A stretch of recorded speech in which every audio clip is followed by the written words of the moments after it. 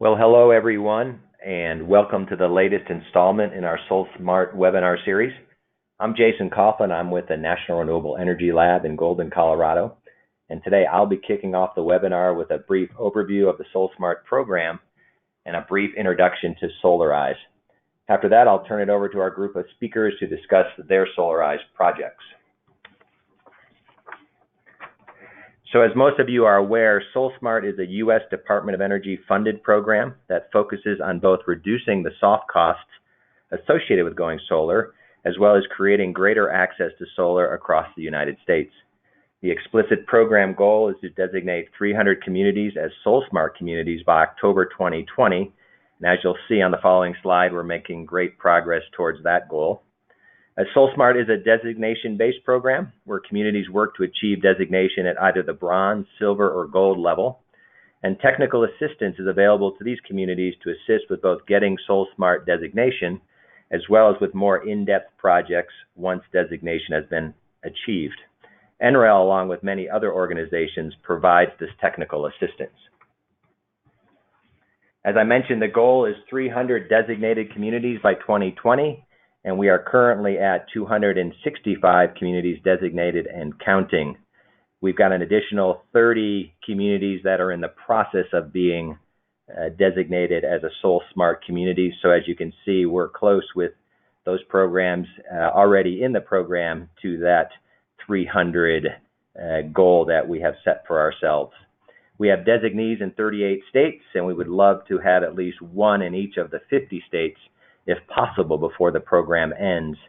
And then finally, the communities that have already been designated as SolSmart communities represent almost 70 million people, which I think is great. If anyone wants to learn more about SolSmart or connect with any of us speaking today, please get in touch with Toya at the Solar Foundation. And what we're going to do today is at the end of all the presentations, we will have a Q&A session. We have the Q&A feature on the website, but if by chance that's not working for you, you can email Toya and she can submit your questions on your behalf.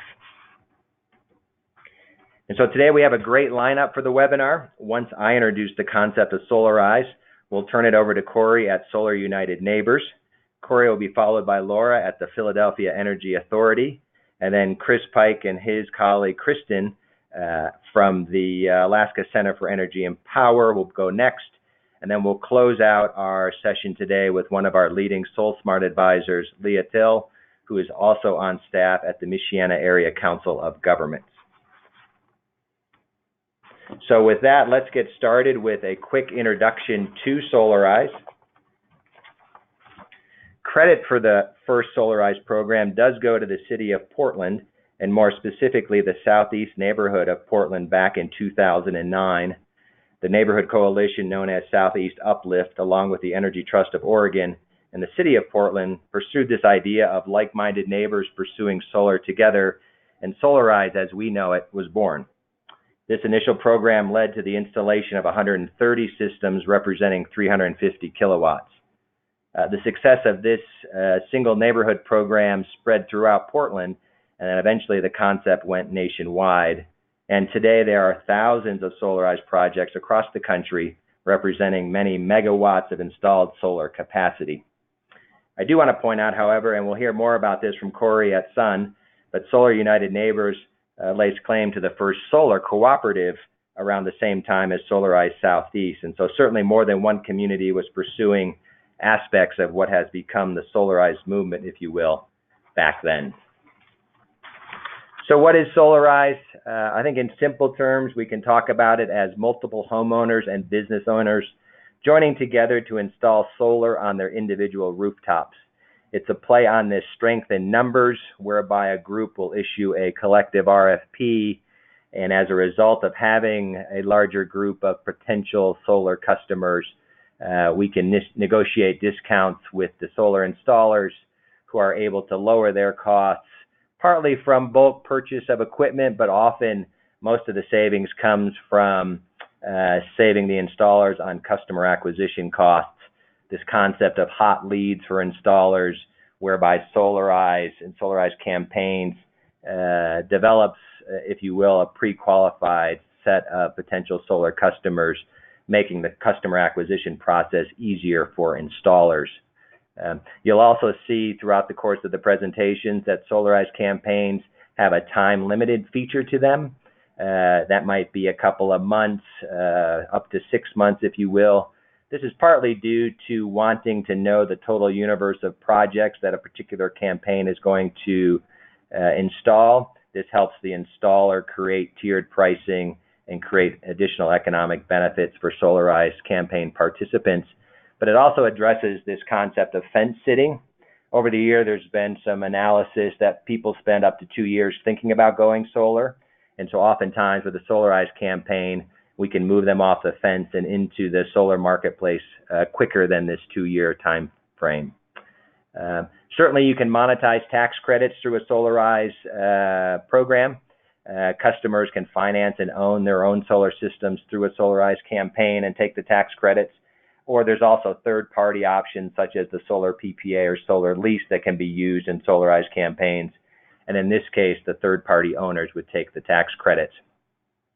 In addition to neighborhood-based Solarize programs, we've seen employee-based or employer-based Solarize programs where employees of a particular organization will participate in a campaign. And of course, we've had city-led Solarize campaigns where residents of a particular city can participate.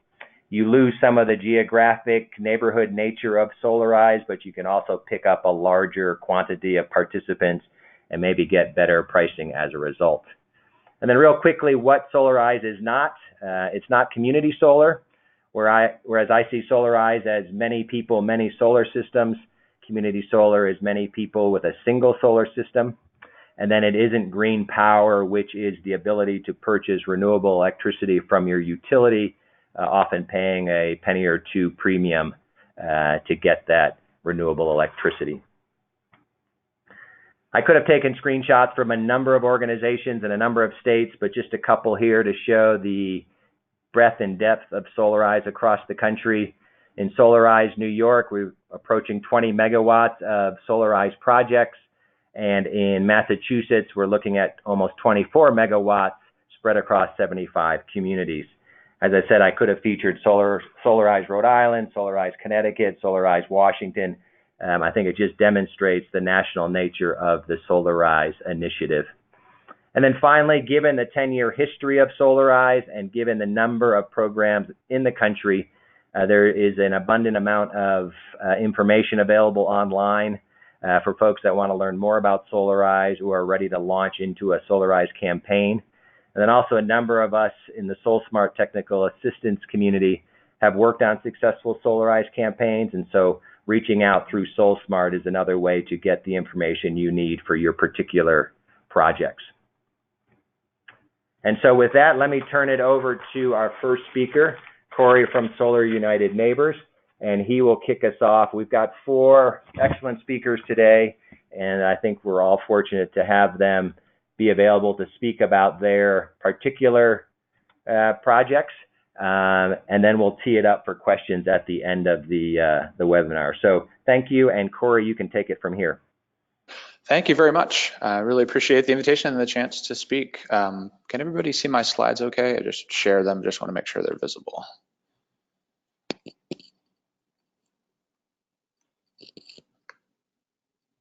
All right, Toya, can you see those? I'm not showing them in the control panel. No, we are not able to see them. Let me just check.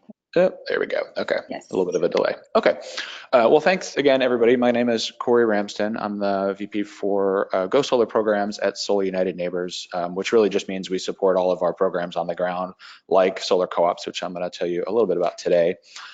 We at Solar United Neighbors are a nonprofit, and what we're really doing is building a community of people who are generating their own energy, usually through rooftop solar, although it could be on the ground, and then uniting them together with some community to help them go solar and also join together and fight for their energy rights. So all across the country, we're in 13 states now. We are helping people do that through a process that usually starts with a local solar co-op that I'll be talking about. And that process really for us started about 10 years ago with our executive director in the Mount Pleasant neighborhood of Washington, D.C.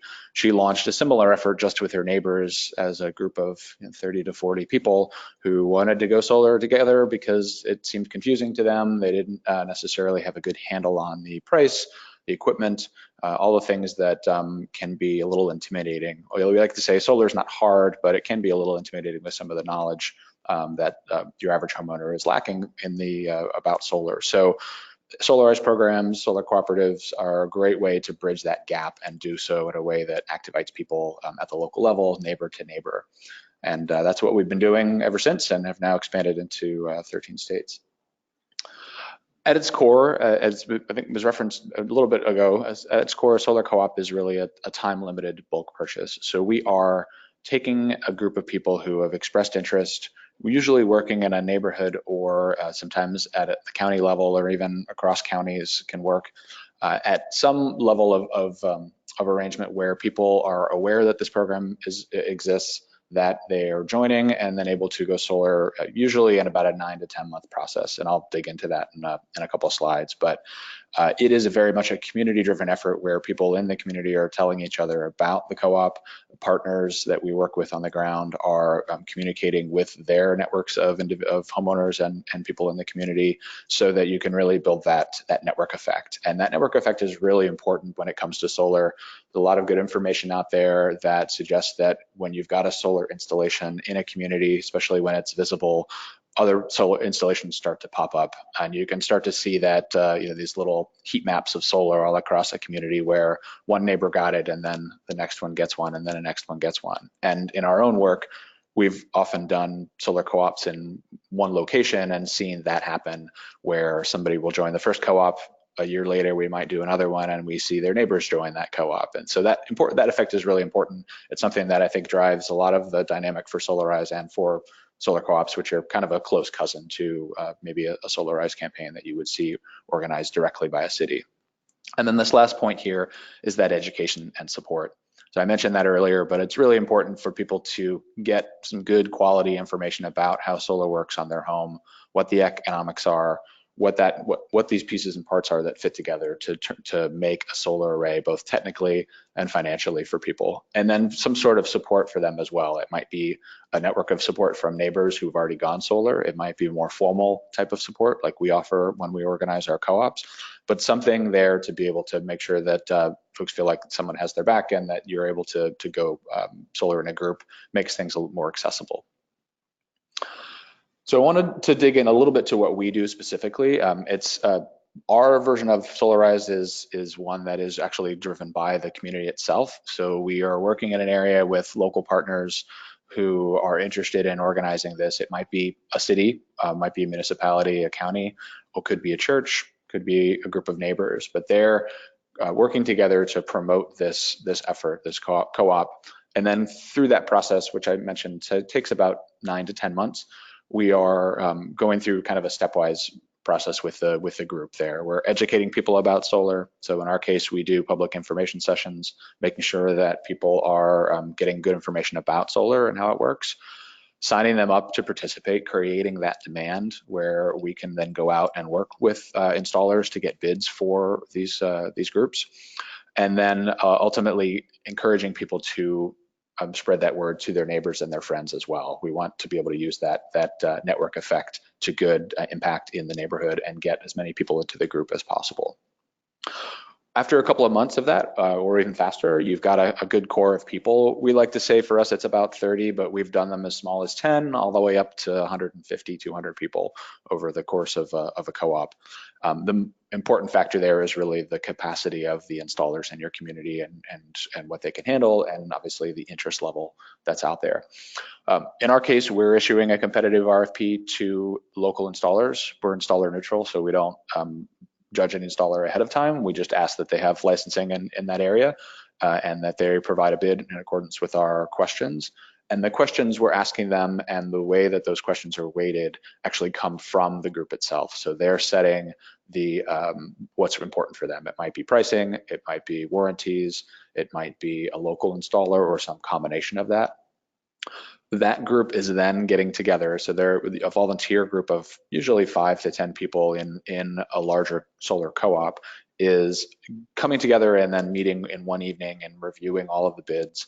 We provide some technical support, but we don't make the selection. The volunteers of that committee scrutinize all the bids and then select an installer, a single installer, to work with that whole group.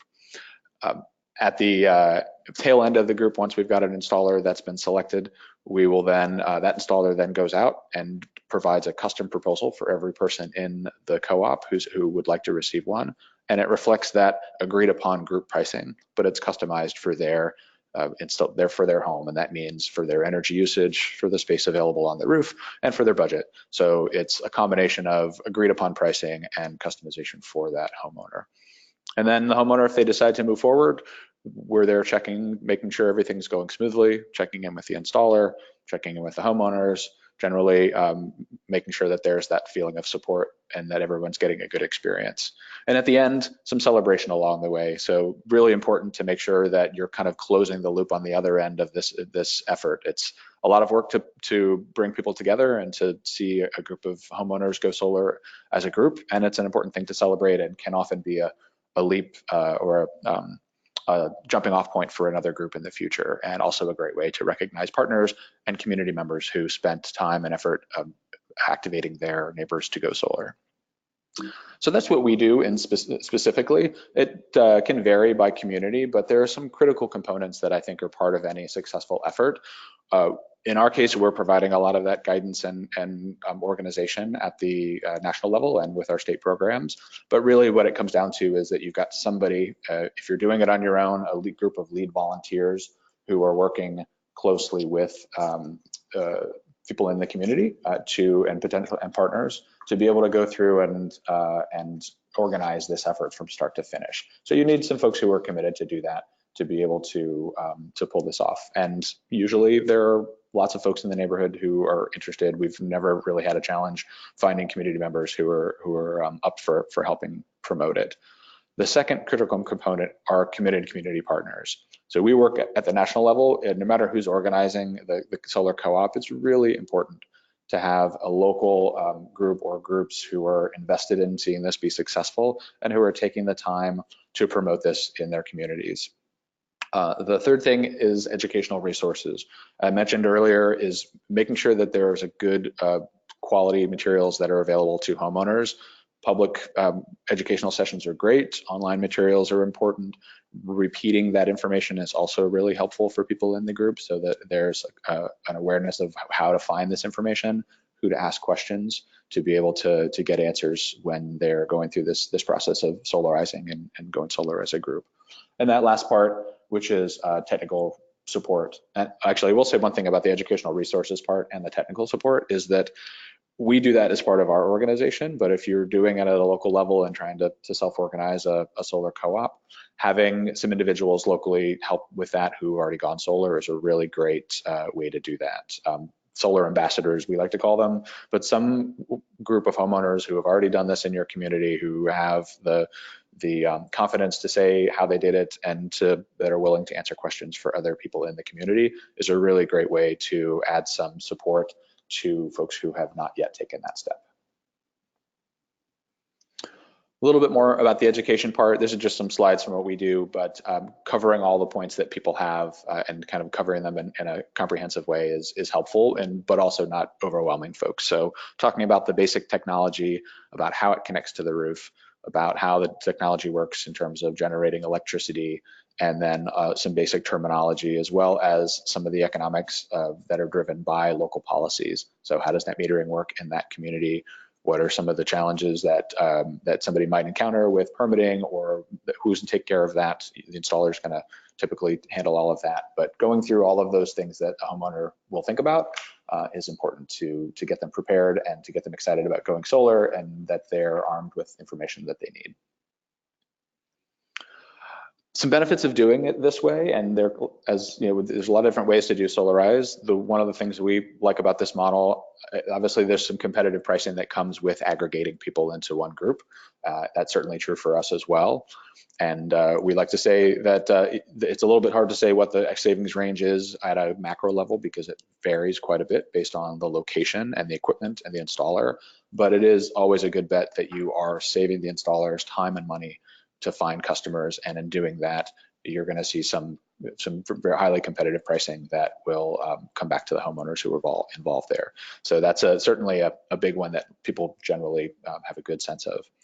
The second is this demystification that I mentioned earlier. And I'll give you an example here. I talked about education and support already, but in DC, where our office is based, for a long time, and even now, you will have people say, I can't install solar because I have a flat roof.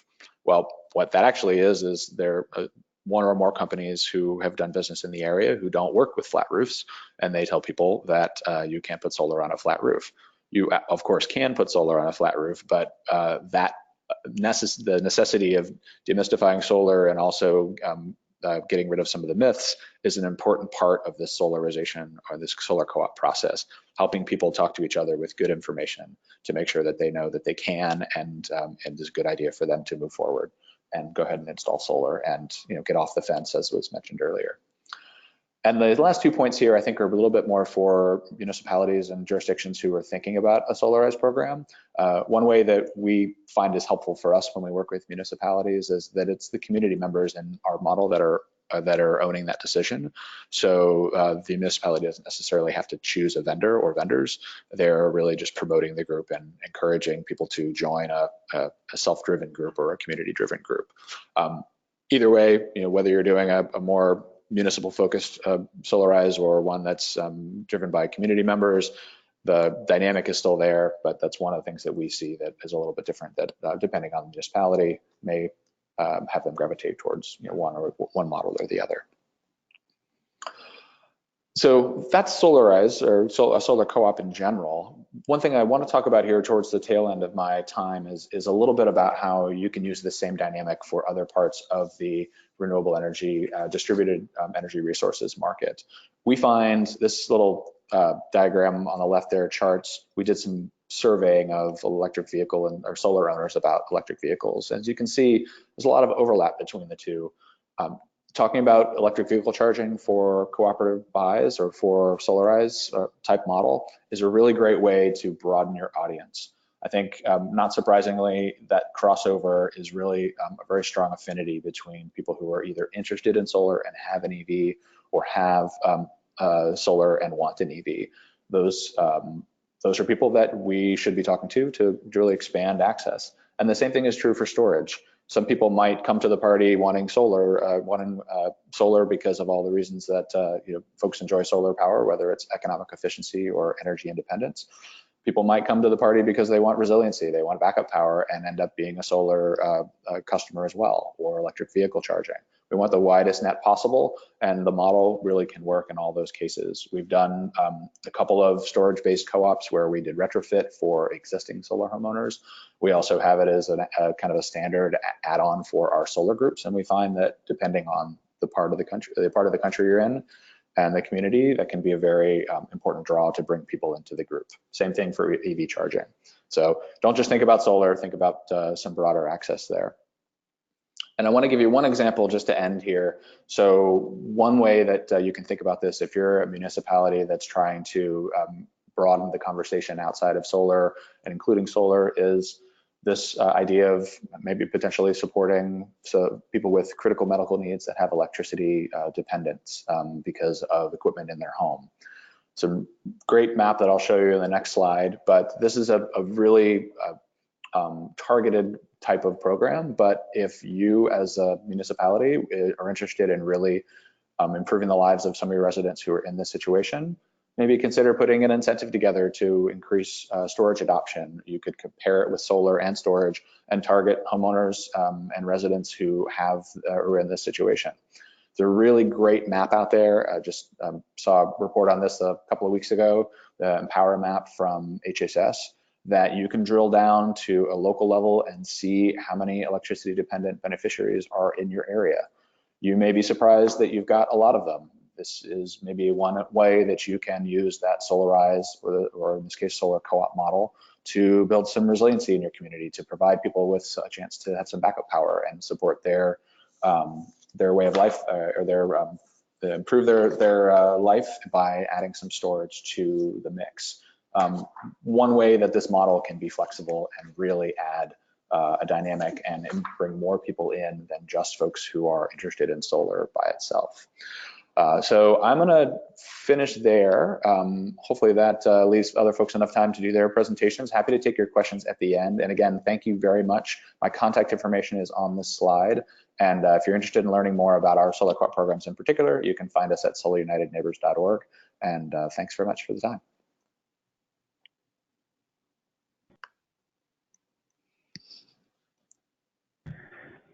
Thank you, Corey. This is Jason. Next up is Laura Riggle from the Philadelphia Energy Authority. Corey, if you can turn the controls over to Laura, she can take it from here. Okay.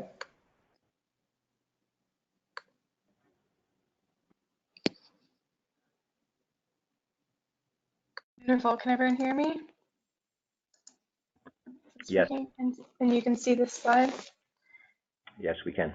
Okay, wonderful. Hi, I'm Laura Rigel. I'm the solar manager at the Philadelphia Energy Authority, and I'll be giving you all an update on Solarize Philly, as well as some of our job training work that we're doing all under the umbrella of the Philadelphia Energy Campaign. So I'll start off with that.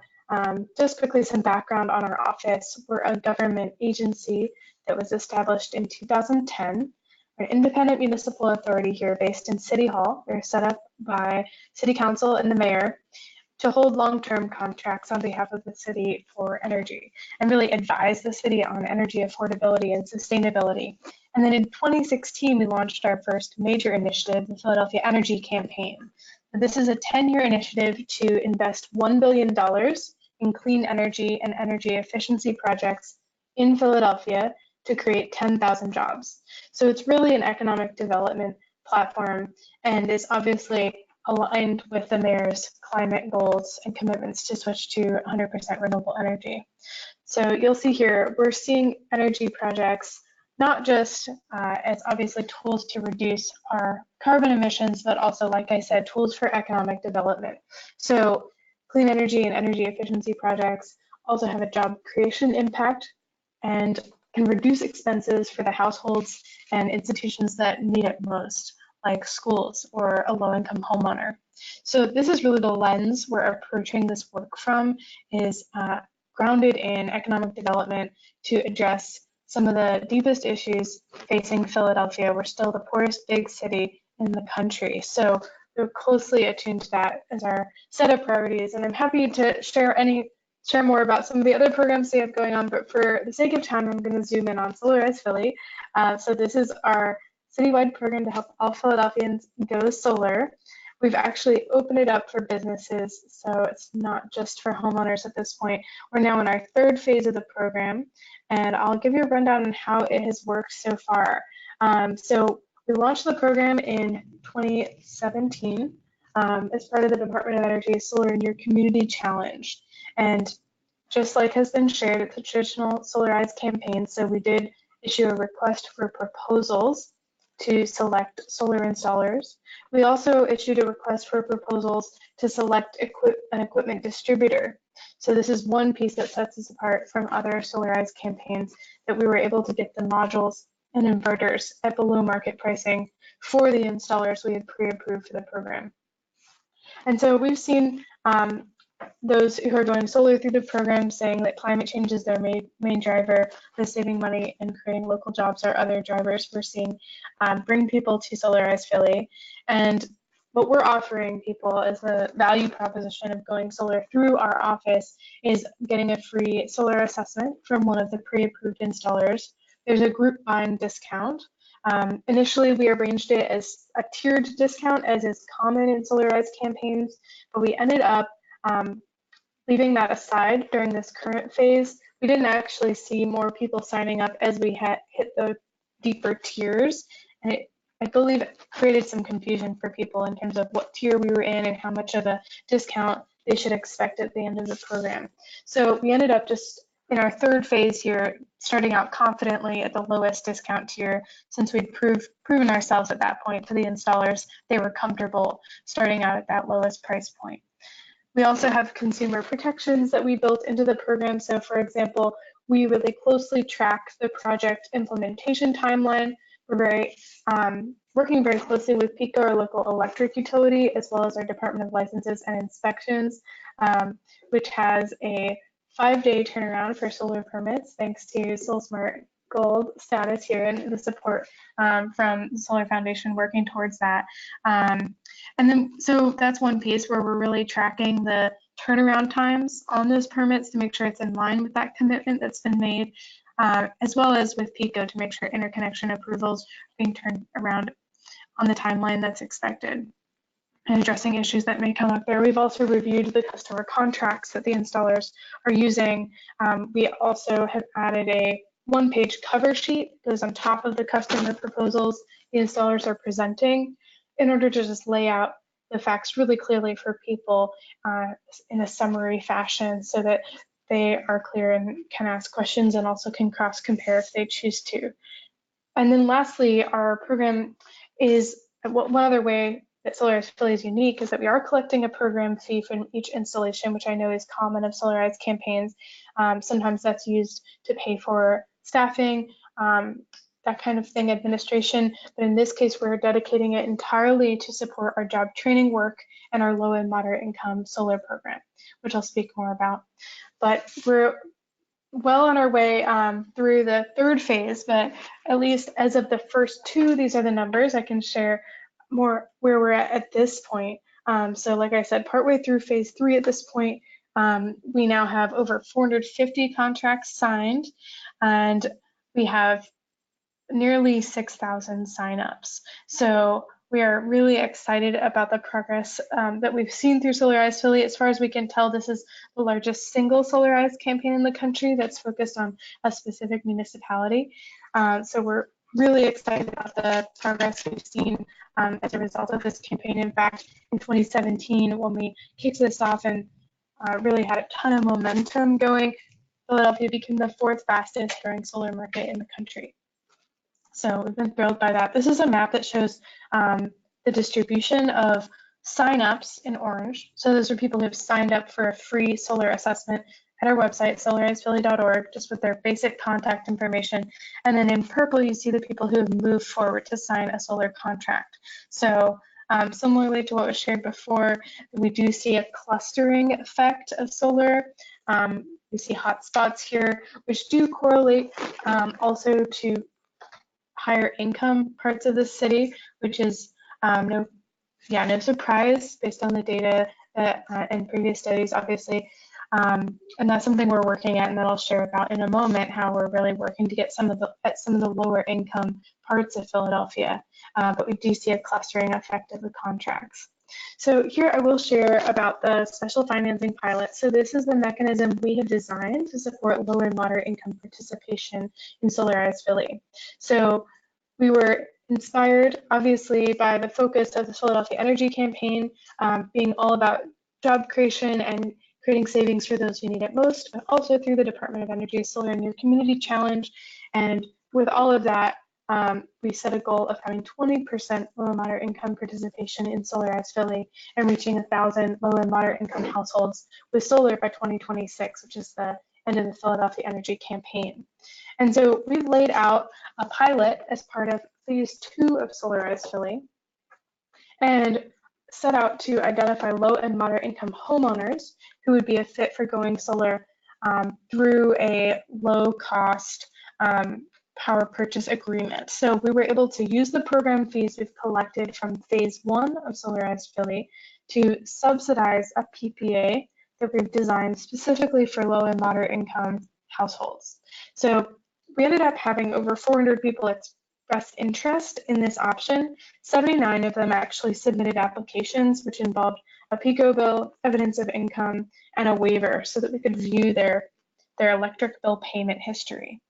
And we reviewed those, and found 30 were eligible, meeting these criteria. So earning less than 80% area median income, as we defined low and moderate income, a roof that's under 10 years old, on-time electric bill payments for 12 months, and their name on the deed of the property.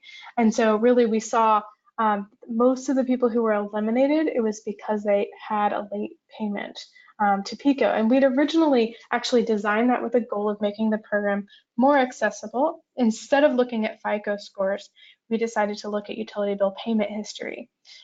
We've seen a lot of success using utility bill payment history as an alternative underwriting standard, for example, by Posigen. And so that's what we decided to use, but it turned out we still had to eliminate quite a few people who were interested who had a late payment on their record. So we encourage them to stay on top of it and get back to us when we reopen the program. But that was definitely a challenge. And we are now moving forward with those 30 homes to install solar on their homes this fall. We've partnered with SunWealth. They're based out of Boston, and they'll be the developer actually building the systems, and then our pre-approved installers here in Philadelphia will be doing the installations. And so there's no upfront contribution from the homeowners, and our goal is to save them 20% on their electric bills. So I'm now going to close out with a summary of our job training work as well. So as I mentioned from the beginning, the driver of the Philadelphia Energy Campaign is job creation and really helping to address the unemployment and poverty that's facing Philadelphia. So with all of that in mind, as we were kicking off Solarize Philly in 2017, we were also in meetings with the school district. We've done several capital projects at high schools. As part of the Philadelphia Energy Campaign, we're doing energy retrofits of those schools and looking at solar on schools as well. So there's really holistic approach to our partnership there. And as we were in conversation, it came out that the district had wanted to start a renewable energy program for their vocational students, career and technical education students is what it's called, but hadn't been able to get it off the ground. So we were able to lock in some funding from the district's sustainability office and offer a pilot training in 2017 to a group of 18 students. And then since then, we just graduated our 4th class of high school students who are getting an introduction to solar installation. And so far we've been able to offer that because of funding from PICO, our electric utility, who I mentioned before, is actually donated to make the training possible. And we've also placed 20 into internships with relevant employers. And so we wanted to make sure that this was a established program that would last into the future, and we'd have a pipeline of trained workers graduating from Philadelphia high schools to be ready to step into the jobs that are being created in the local industry because of Solarize and the booming solar sector here in Philadelphia. So in October, we were selected for a $1.25 million award from the U.S. Department of Energy to establish the nation's first solar energy program of study. So what this means is that once we're supporting the school district to secure approval from the Pennsylvania Department of Education to build out a 3-year curriculum in solar. So once solar is on the approved list of vocational programs for Pennsylvania, then the district can access state funding to hire a teacher and offer the curriculum into the future.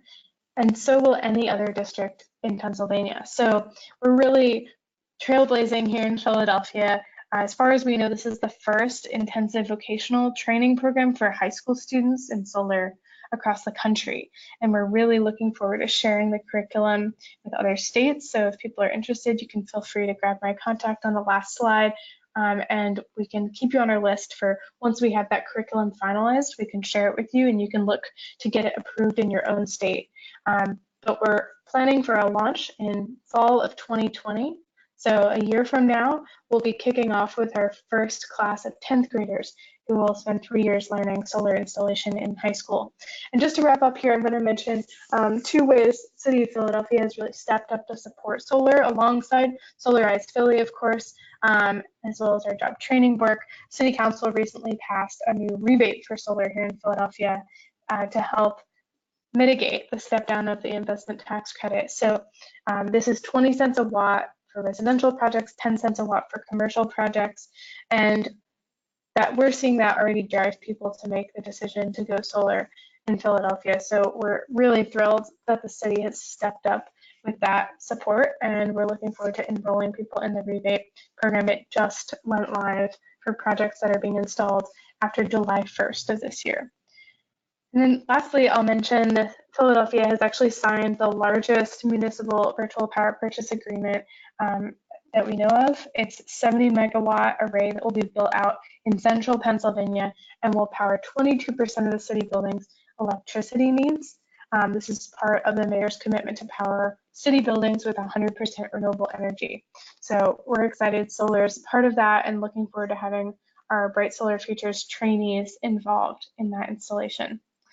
So here's my contact information, and I'm happy to take questions at the end. Thanks so much. Laura, thank you. That is great. Go Philly. We appreciate that, and I look forward to hearing some more about it at the end during the Q&A. And with that, let us continue on with Chris Pike and his colleague Kristen from the Alaska Center for Energy and Power. Laura, if you would hand the controls to Chris, we can press on and hear about great things taking place up in the great state of Alaska. Great.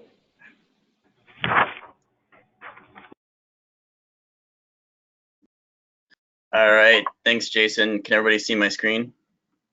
We can, Chris, thanks. Perfect, great. Well, as Jason said, my name is Chris Pike. I'm with the Alaska Center for Energy and Power. We are an applied research organization based out of the University of Alaska Fairbanks. I'm joined here by my colleague, Kristen. I'm Kristen Collins. I'm with the Alaska Center, and we partner with ASEP on the Solarize program. We're an advocacy group based here in Anchorage, and we work to advance clean energy solutions to climate change. So we'll start here with just a short introduction to solar photovoltaics in Alaska. A lot of people hear about solar in Alaska, and it's oftentimes the butt of some jokes. But we do like to point out that we have about the same solar resource as the country of Germany. And as we all know, they are a world leader in solar PV with a ton of installed capacity, and it continues to grow. As far as policy, net metering was passed into state law back in 2010. The maximum net metered array can be 25 kilowatts. You can have larger arrays, but it falls into a different type of tariff. And utilities are required to allow net metering up to 1.5% of their annual load.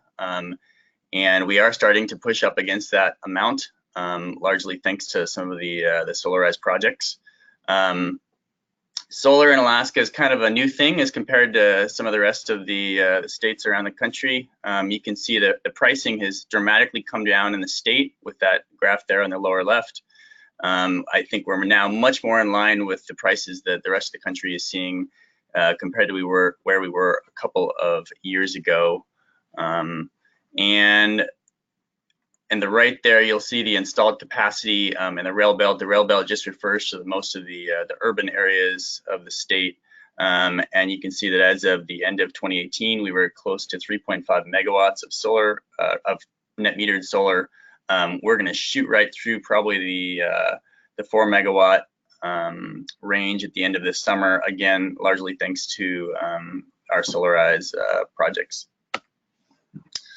Some background on Anchorage. We have a population of almost 300,000 people. The municipality itself is broken up into 38 what are called community councils. Community councils are basically a way for citizens to participate more closely in government and interact with the municipal assembly. For the Solarize project, they've been very convenient because they have very specific outlines, and they make it very easy for us to delineate different neighborhoods, and those maps are online, and people can very easily see if they are inside or outside of a Solarize neighborhood. Solarize Anchorage was born in a coffee shop just a couple of years ago. Basically, we had some friends come to us here at ASEP, And these people lived in the community of Airport Heights, which is a pretty progressive community here in town. And they were excited about renewable energy, and they came to us and they said very enthusiastically, hey, we want to make our community into like a microgrid with solar and EVs and all this cool stuff. And it was very exciting, and we had to think about, okay, how can we set a specific goal? And so after thinking about it and talking with Jason and some other folks, we decided that a Solarize campaign would probably be the best way to kind of turn their dream into a realistic reality. So ASAP was able to do this. We have some funding from the Office of Naval Research to support energy initiatives in Alaska. And we knew that we could kind of be the technical liaison through this project. We brought in the Alaska Center because they have deep expertise in community organizing. They lead environmental organizing efforts throughout the state, and they were able to fund that through some of their internal funding, as well as their climate funding and through individual donors. This has kind of been the goal of Solarize Anchorage. When people are, ask us what Solarize Anchorage is, this is our elevator speech. Kristen gives this presentation, or gives a similar presentation at the beginning of every community outreach meeting. And just as many of the other presenters have indicated, Solarize is an effort to lower market barriers, lower the complexity. It's been shown time and time and again that the largest factor that determines whether or not someone will decide to put solar on their house is whether their neighbor has solar on their house. And so when you can team up and have multiple people deciding to install solar, it lowers those market barriers, and it makes it easy for everybody, and it also lowers the price. So after we had that initial meeting in the coffee shop, we got together, and in the end of 2017, myself and some others at ASAP put together an RFP based upon a number of different RFPs that we found online for different communities around the country. And it was actually very interesting during that research process to really see the wide variety of programs that people had put in place, and the wide variety of RFPs that were out there on the street. We decided on something fairly straightforward. At that point, we really only had a couple of installers in Anchorage that we thought had the capacity to carry forth on a project like this. And we also knew that we were kind of running up against a really tight timeline here. So we put the RFP together. You can see we proposed some pricing, some tiered pricing, as a number of the communities referred to, and also some pricing depending upon the size. So for example, if the total installed capacity that the community decided to install was greater than 20 kilowatts, then there would be a lower price. And we only gave the installers a couple weeks to work on these RFPs because we really wanted to get the process moving. In the end, we received two different proposals from two installers, and we got together with a group of neighbors from Airport Heights who called themselves the selection committee, and they reviewed the two proposals, and they looked at the proposals using the rubric that you see below. And overall, the price and the value was what they valued the most, but obviously they wanted qualifications and customer service to be a pretty close second there. And if possible, they really wanted to go with someone who is Alaska-based. The pricing for that first year of Solarize is shown there on the right. Most of the projects that were installed in Airport Heights were between 2 and 5 kilowatts there. And so you can see that the pricing ranged from about $335 to $310 a watt. Yeah, I think overall that was a pretty smooth and successful process. It was really nice that there was only one neighborhood and there was only two proposals to review. We did have a couple installers during that first year that they kind of decided that this program was something new to them. They weren't real sure about it, so they decided that at that point they didn't want to submit a proposal. And we're happy to say that after they saw the success during that first year, they wholeheartedly worked very hard to submit proposals during the second round, which we'll discuss in a few minutes. So overall, that year one, we kind of had an internal goal of seeing 10 installations installed in the community of Airport Heights. By the end of the year, there was 33 installed, so it blew through our expectations. In the beginning, Jason talked about there being a deadline to Solarize projects. We have found that is especially important for us. On the last day of the sign-up deadline for the Airport Heights project, there was 15 people that signed up for installations. So you can see almost half of those signed up the last day. We've gotten a ton of good local press out of it. The mayor has come out and helped to switch on a number of those installations, and so it's been very successful. Yeah, and so for 2019, we saw a lot of success from 2018, and more neighborhoods wanted to participate. And so we expanded the program in 2019 to include 4 different neighborhoods here in Anchorage. And we did that largely through that outreach, largely through the community council, which, as Chris mentioned earlier, serves as the boundaries for the campaign. And so we sent out notice that we were looking for new neighborhoods, and this was, of course, these Solarize campaigns are largely community driven, and so we asked for 1 to 2 committed volunteer leaders from each council that would see the campaign through.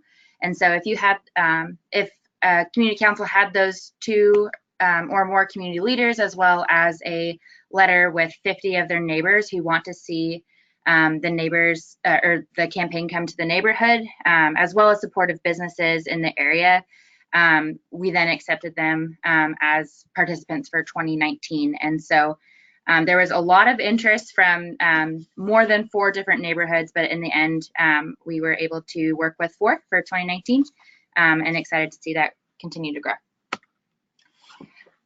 So phase 2's timeline was really similar to 2018, although we started a lot earlier as we needed more time to organize and allow installers to submit their bids.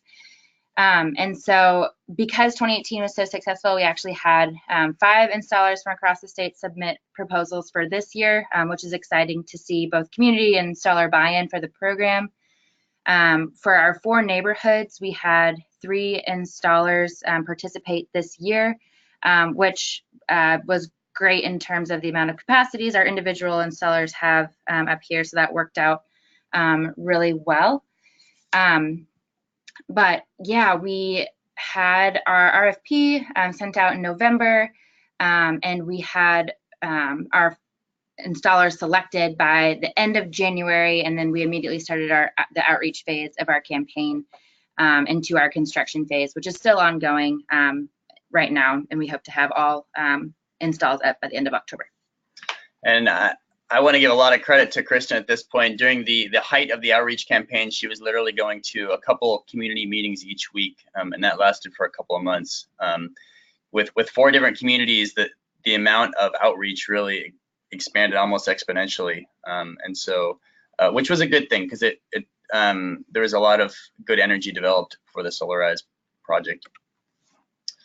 Here's just kind of a quick glimpse of Solarize by the numbers for this year.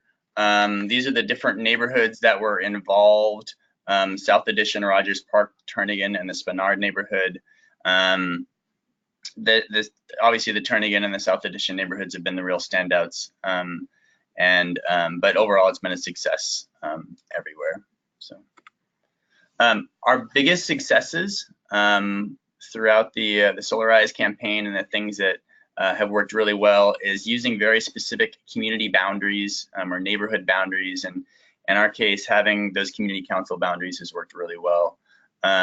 We try to have weekly check-in meetings with each installer. This is sometimes these last 5 minutes, sometimes they might last half an hour. It's a chance for us to touch base on what are the challenges, do we need to schedule another community meeting, Is there any hiccups going on with municipal permitting or permitting with the utility? Those kind of things. We've also tried to partner with a specific neighborhood business in each neighborhood. This is often a place where we can hold those community meetings. The business is excited because it brings more attention and a little bit more business to them, and it really works well because it's a place where we can base our outreach from, and it really helps to emphasize the grassroots nature of Solarize. In general, the costs of solar are about 10% less for people that are involved in the Solarize Anchorage program versus the people that just go out and get an installer on their own. We also have seen the installed costs go down from year 1 to year 2, which is obviously one of our original goals. And as I mentioned earlier, we've seen a ton of positive press attention, and the installers are noticing a big uptick in their business just based upon the amount of solar that Solarize has been installing and the amount of attention that it's been getting. Some of the challenges that we have kind of faced and are still trying to tackle, there's no third-party power purchase agreements that are allowed at this point in Alaska, so we don't have any solar leasing agreements or anything like that that are popular in other places. We also haven't found a great way to finance these projects for low and moderate income individuals that don't have the cash to pay for a solar PV system up front, so we're still working on that. Utility and city permitting is kind of an ongoing challenge. We're working for SolSmart designation in Anchorage, and so that's helped a lot as we move forward in this process. One of the things as far as installer capacity, I think in the future we'll probably only allow installers to participate if they can show that they've installed a certain number of systems within a certain number of residential systems within the municipality of Anchorage. And these are just kind of things that we've kind of learned along the way. And then the other one there, the net metering capacity limits, that is something that as a state we are going to have to address as we start to bump up against our 1.5% limits. A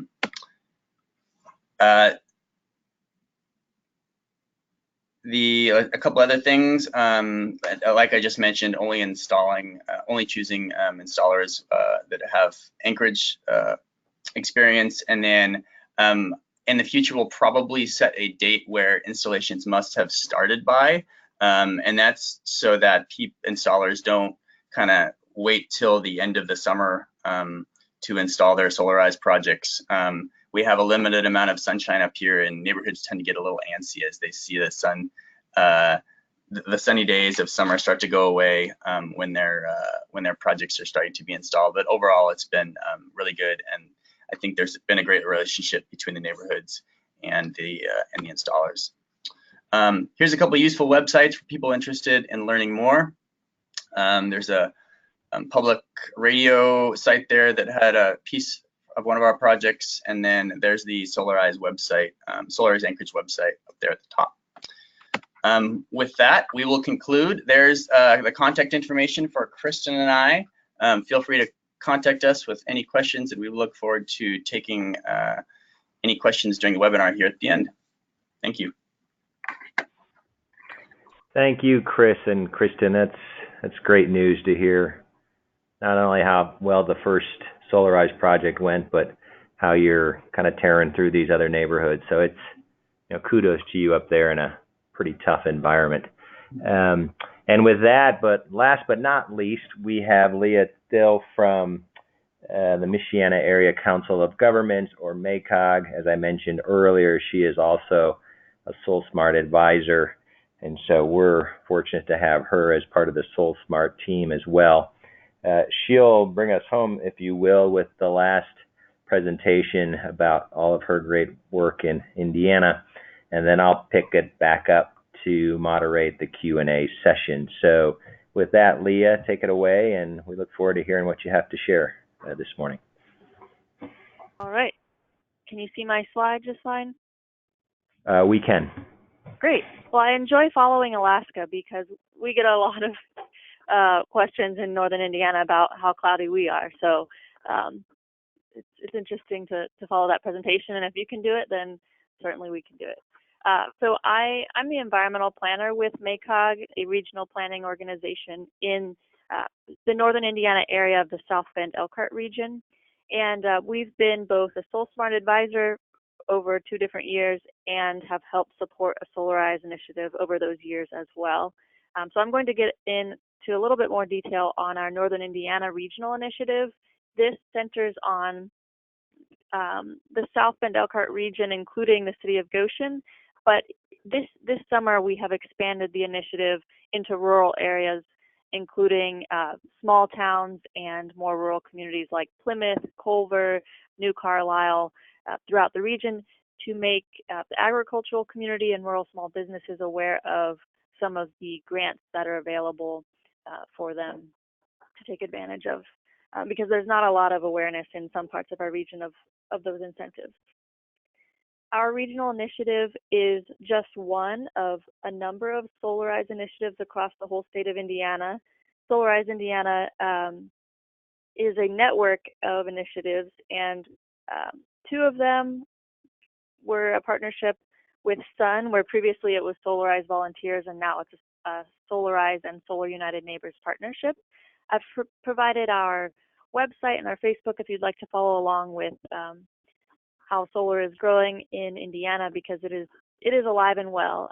There were some recent net metering policy changes in 2017, but that hasn't really seemed to slow things on the solar front, with the costs continuing to be stable and low throughout the last 2 or 3 years. The Solarize Indiana model is very, very similar to the other models described today, so I won't go into detail on that, but just to provide some background on Solarize Indiana. It is grassroots, nonprofit, and decisions are made in the steering committee of local team leaders throughout the state. And in the first year in 2017, there was a 20% increase in solar homeowners just due to the Solarize initiative alone, and we were awarded we were recognized for that by the Hoosier Environmental Council. Our mission is to accelerate the transition to clean energy by increasing the number of solar owners across the state, and I think we've really had a lot of success with that in several areas. And the goal is just to make solar normal and to plant the seeds from where future solar projects will grow long after the Solarize initiative is running in that area. I wanted to provide a brief snapshot of how solar is growing in Indiana. The Solar Indiana Renewable Energy Network has a wonderful map that I help encourage installers to provide their data to, and homeowners and other institutions and utilities, because it's one place that shows all the growth of solar throughout the state. This side-by-side comparison shows 2010 to 2018, just the tremendous growth of solar during that period. And there's a new heat map feature, so you can see Northern Indiana, Bloomington, and Evansville really have the lion's share of individual solar projects in the state. In Northern Indiana, in the region that I'm in, I've circled it here in red. You can see there's been a tremendous growth here, led first by the Amish communities who were converting their natural gas generators to solar more like 10 years ago, and then the last 5 years, many other projects coming to the region. Here's a snapshot of our 2017 Solarize initiative in the city of Goshen, in and around the city, I should say. The blue dots show the presence of solar beforehand, and the green dots show the 2017 projects, and the orange dots are the 2018 projects. This image shows the whole region. I mentioned in 2017 we were just focusing on our urban area, and you can see the distribution here is clustered mostly where our workshops were held, and this time we are doing a better job of hosting some workshops in less urban areas. And we also really saw that where solar projects existed, that's where we saw the growth of solar, and I'll allude to that later in some images. The metrics for our Solarize initiative were 97 projects, and most of them installed in 2017, and over 700 kilowatts of solar. And we compared that to the average Hoosier household use and how many kW would be required. And you can see that this was a substantial increase in solar homeowners in just a short period of time in 2017. The majority of these were roof mounted, and there's just a lack of space in an urban area for ground mounted systems. But we also, as part of SolSmart, this works well because we were able to work through some of the issues with the newer fire code requirements at the same time that we were working through the Solarize initiative. So it really paired nicely to have this incorporated as part of SolSmart. Here's the solar system size distribution. I think this slide is particularly interesting because you can see how many individual systems were under 5 kW and how small our median size was. That just gives you an idea of the tree coverage and shading and small roof sizes available. And so if we compare ourselves again to the average Hoosier household, that median number covers 60% of an annual household's usage. So people were doing what they can, but there are some limitations. And this is a helpful slide to show to potential Solarize participants who may be discouraged by realizing they can't do 100%.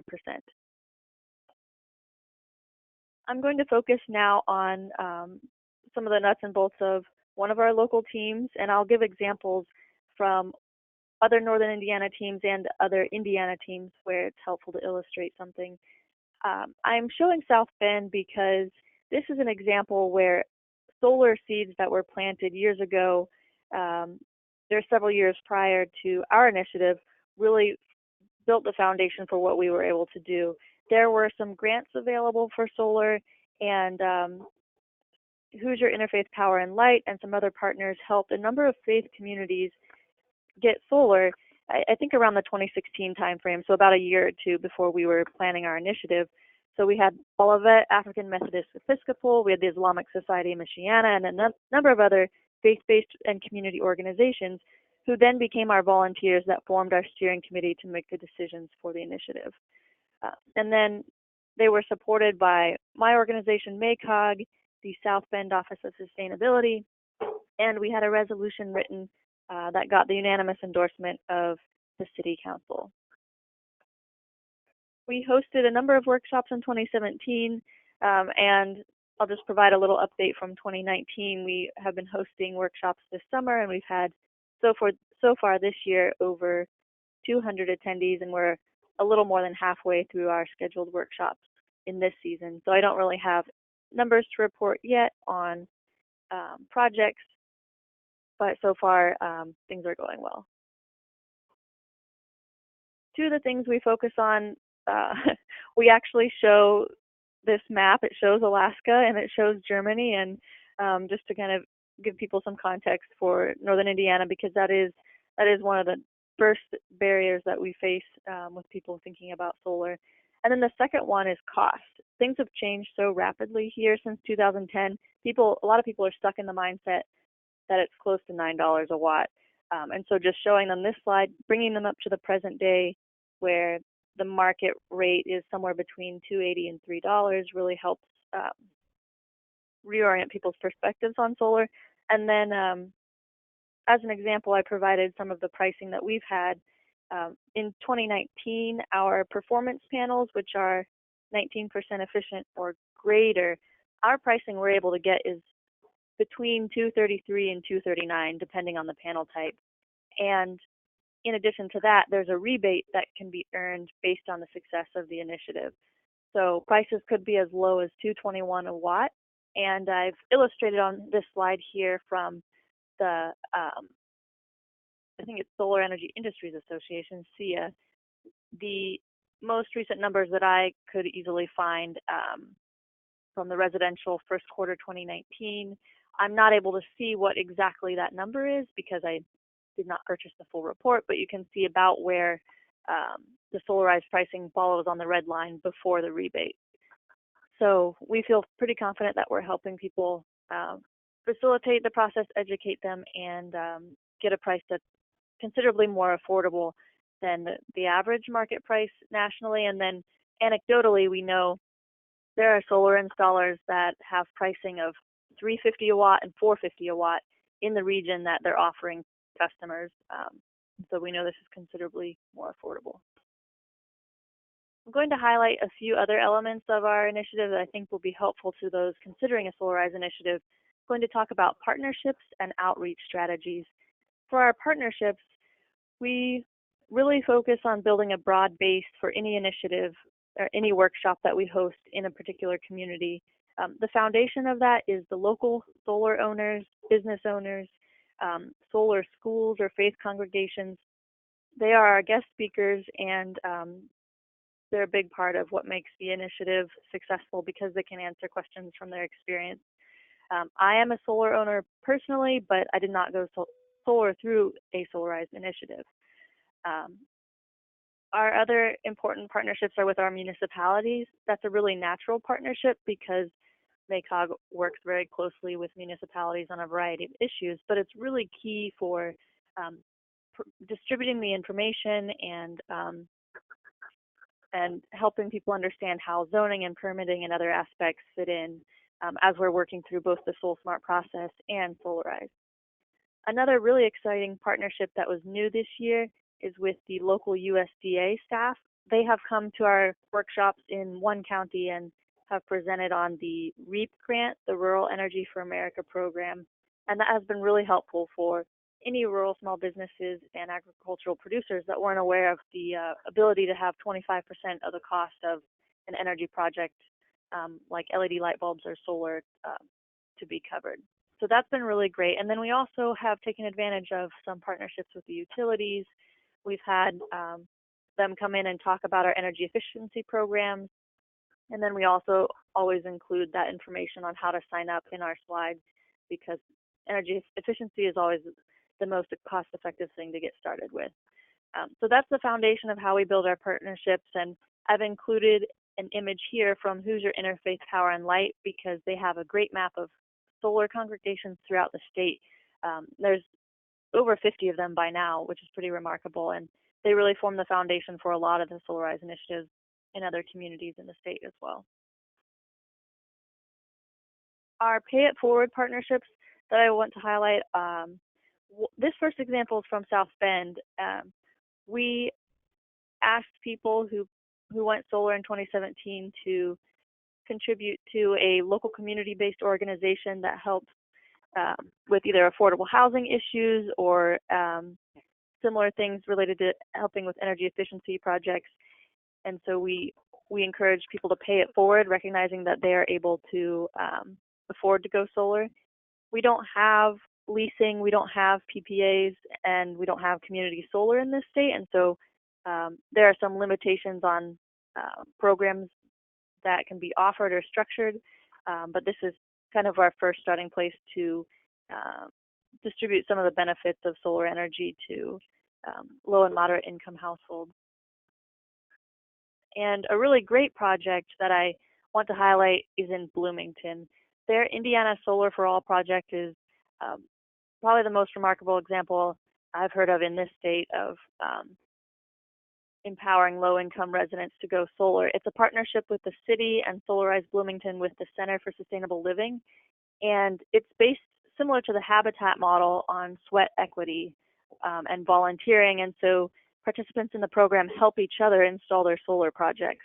I've included a link there to some news coverage that you'll be able to find after the webinar, but they'll be helping about 20 people go solar who could not otherwise afford it directly. So I think that's just a really empowering and wonderful example of creativity in Indiana, given our fixed policy framework that we have. Now, moving back into our outreach strategies, I wanted to provide a few examples to help those of you think creatively who are considering developing a Solarize initiative. Here are some examples of some flyers we've developed, as well as yard signs. So we've had, since we don't really have a budget for stuff, printing yard signs and paint, all of these projects were either money donated by volunteers or work done by volunteers. So we had youth paint solar signs that were then put in front of solar projects or out in front of the Solarize workshops. And then the picture in the middle with the group of children standing around a solar solar-powered sign, those youth helped to paint those in Bloomington.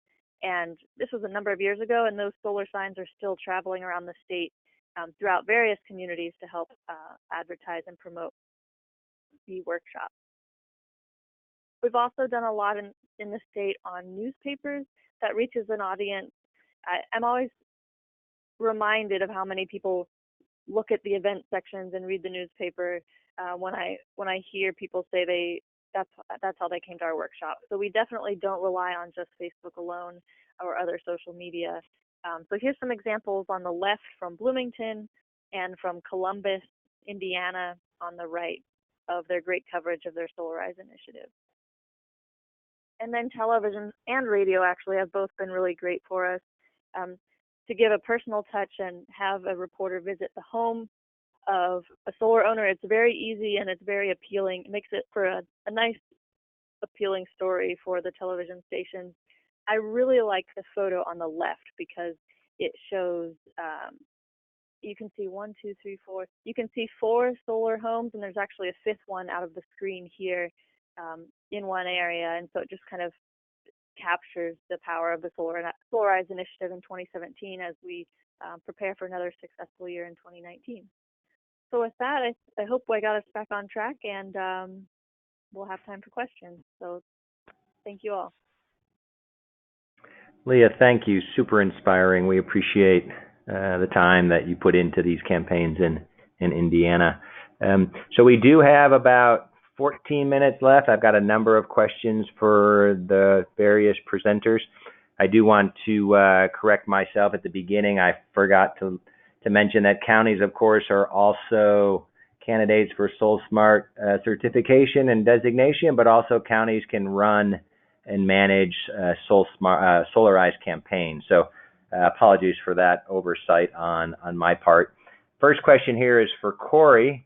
Corey, how do you define a successful co-op, and what's the typical close rate? I guess conversions to actual installs. Mm-hmm. So our close rate nationwide is, this is from people who join the group that have a good roof for solar, because we do take a look at their roofs, but when they join, just to make sure that it's going to be an okay fit. So for people that join the group, to signing a contract is roughly between 25 to 30%, depends on the area. So that's our kind of our measure for success in terms of taking people solar. We also want to make sure we're educating as many people as possible. So for every group that launches in an area, we want to be educating, 2 or 3 times as many people who join the group in solar, because we know they're going to go solar on their own at some point, or will potentially influence a neighbor to do the same thing. So it's kind of a, we're measuring ourselves in 2 different categories there. Perfect, thank you. Got a question in from Pueblo, Colorado. I'll kind of try to paraphrase it, maybe direct it to Chris initially. It's this idea of maybe small installers all of a sudden having a lot of work upon being selected. I know certain Solarize programs select multiple installers to share the work a bit. But Chris, you had mentioned that one of your goals was to work with more local installers. Did you have that issue of winning bidders unable to handle the work, if you will, because they were set up for onesie-twosies and you gave them 10 projects and they couldn't get it done? Yeah, that's a really good question. That was definitely one of our initial concerns. We actually haven't had that problem, and I think a big part of it is just the fact that we really emphasized to the installers that we were expecting them to,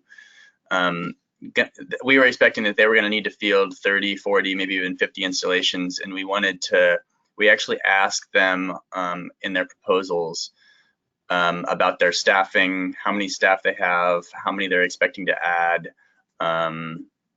that kind of thing. I did kind of indicate that one of the things we want to do in the future is set some earlier deadlines for the first couple of installations going in. That's kind of I think slightly a related issue. It took, people waited longer than I think they should have to build up their staffing. But overall, it hasn't been an issue. We have one installer. He added several staff last year, and then he's doubled his size again this year, and he's been able to keep up, even though he's doubled production in just 1 year. So. Perfect. Thanks, Chris. Anybody else want to weigh in on the multiple installer versus single installer capacity to handle the work? Yeah, this is Leah in Indiana. We've had teams in the state do a variety of different things, and some of them have chosen to have a backup installer on hand, and that's worked really well in Bloomington, where they've had, well over 100 projects in some rounds, and so that way multiple installers are able to benefit, and there's nice healthy competition in that. But I think having a backup on hand has been very useful in the past. Perfect. Yeah, and this is Laura. I'll just chime in. We have 3 installers active in each phase. It seemed to work really well. I know some of our installers had expressed a concern around having a boom and bust. If we pressure them to do all of the installations really quickly, they would need to bring people on that they might not be able to sustain in employment. So that's been a tension we've grappled with. And then one other piece I realized I didn't mention earlier is just how critical it's been for us to do phone calls with everyone who signs up for the program. So like I said, we're nearly at 6,000 people who've signed up, and we've called all of those people. So one of the critical success factors here was that we had a team of interns who was literally making thousands of calls out of our office to reach people and get them set up with the installer, make sure we collect an electric bill from them so the installer is easily able to do the assessment. So Laura, you did 6,000 solar assessments, or you whittled it down to a more manageable number? So we called all 6,000 people multiple times, and we ended up transferring about half of them over to installers to get the assessment, meaning that we heard back from half of those people who said they're interested in moving forward with the assessment, and they submitted an electric bill to us. Wow, fantastic. Okay, moving on. Here's another one for you, Laura, real quick. Is Philly's electric utility an IOU? Yes, it is. Okay. Also here, Laura, you mentioned funds that you donated, but where did the funds come from? Did you charge installers a fee for each job? Yes, the program fees I was mentioning are 25 cents a watt. So that means the installers, we're invoicing the installers for 25 cents per installed watt of the projects that go through Solarize Philly. And they're willing to pitch that back to us because of the scale we're reaching, the work we're doing with PICO and L&I, and the equipment discounts we got. And then we use it for the low income program and the job training program. Perfect, thank you. And Corey, I must have missed it, but do you have a similar sort of per fee based model to fund your operations, or are you separately funded outside of the underlying solar cooperative initiatives? We're funded partially from grant funding, that's usually state-based, but we also, to make up the remainder of our costs, charge a flat fee per signed contract, which we're installer neutral, but whatever installer is selected by the group, they agree to pay that standard fee. Okay, thank you. Another one for Laura. Does reaching 1,000 LMI customers mean educating 1,000 customers or signing up 1,000 customers to the special financing option? We mean to have solar on 1,000 roofs of LMI households. Excellent. One to you, Chris. Do prices you shared per watt include the tax credit? No, those are all independent of the tax credit. So they're actually the cost of the people that purchase that will actually be a little bit less. Okay, perfect. Laura, someone tried to send you an email and it bounced back, so maybe confirm your email in the presentation. Leah, how much does a campaign generally cost to run? Oh, well, it's mostly based entirely on volunteers. So a lot of sweat equity goes into that. And then a lot of volunteers contribute their own money for snacks and other things like that. But here in Northern Indiana, we are very fortunate to have funding from SolSmart. And so part of that goes towards the municipality's partnership with the Regional Solarize Initiative. And so that helps allay some of the burden on the volunteers. And so we're able to be very low cost and contribute some in-kind printing from either municipalities or MACOG to bring down those costs. But otherwise, it's just staff time and volunteer hours. Perfect, thank you. Laura, another one for you.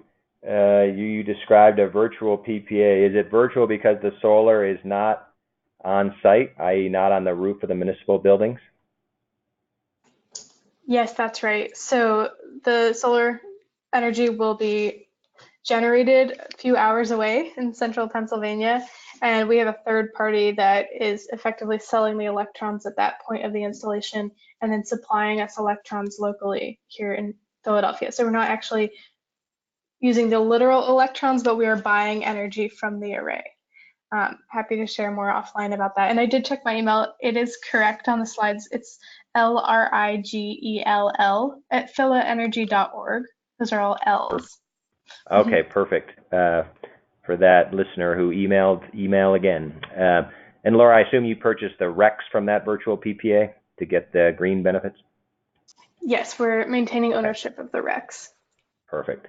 Okay, here's one to the whole group. Has anyone done outreach or helped renters convince their property owners to adopt solar? That's a good question.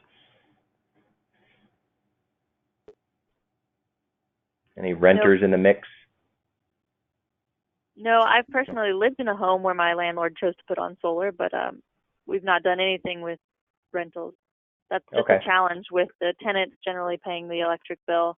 And since in Indiana, there can't be a third-party sale of electricity from a landlord-tenant relationship, that's not something we've addressed.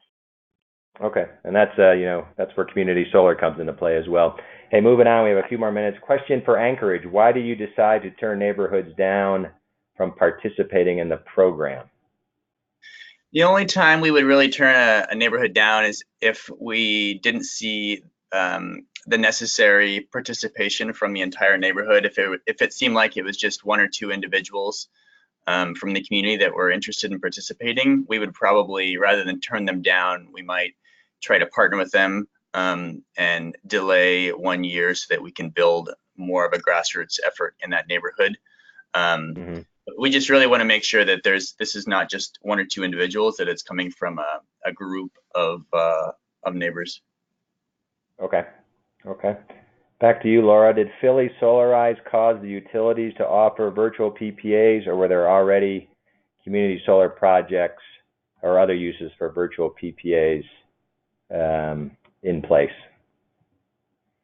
Got it. So virtual PPAs are allowed in Pennsylvania. Third-party ownership is allowed here, but community solar is not. So there's legislation right now that's proposed in Harrisburg to enable community solar, but it's not currently enabled.